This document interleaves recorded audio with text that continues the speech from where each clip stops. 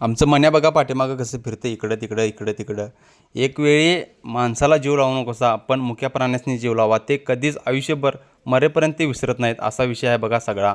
त्यामुळं प्राण्यांना जीव लावा. ते कधीच तुमची साथ सोडणार नाहीत. माझी आई भाकऱ्या करत आहे. भाकरी एक नंबर अशी खुसखुशीत मऊसूत अशी खाण्यासारखी एक नंबर करते. भावाच्या गाडीचा पंखा तुटलेला, मग तो पंखा घेऊन जायचं होतं निप्पाणला.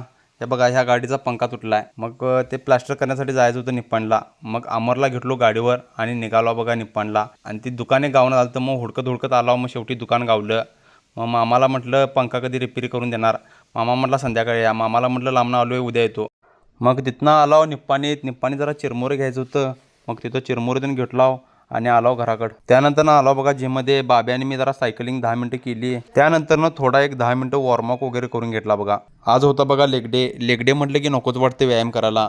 लेग डेला पायले दुखतात. काय पर्याय नाही बघा. बॉडी करायची असेल तर काय मग काय दुखते वगैरे बघून चालत नाही. कष्ट हे करावं लागते. कष्टाचं फळ शेवटला मिळते.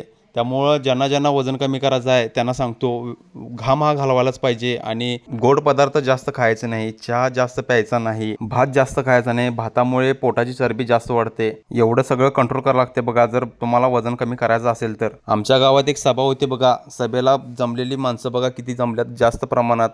त्यानंतर इकडं जेवणाचा पण कार्यक्रम होता. मग सगळी जेवण वगैरे करून घेतलीत. माझा ब्लॉग आवडला असेल तर लाईक करा, कमेंट करा, शेअर करा आणि जाताना तुमच्या भावाला फॉलो करा.